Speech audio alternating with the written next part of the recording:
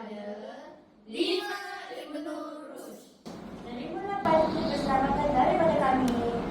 Jangan kebanggaan raya dan memilih buah rambutan. Berhati-hati di jalan raya dalam mengucapkan keselamatan.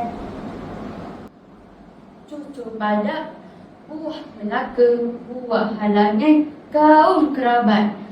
Tiada guna lumba-lumba, dia lambat asal selamat. Maka indah si bunga raya, merah keramat cantik asal. Berhati-hati di jalan raya, pandang selamat jiwa selamat. Burung berkicau di sawah padi, ucapnya indah di pagi hari. Kayu memang bentuk pribadi, nyawa selamat malam dihindari.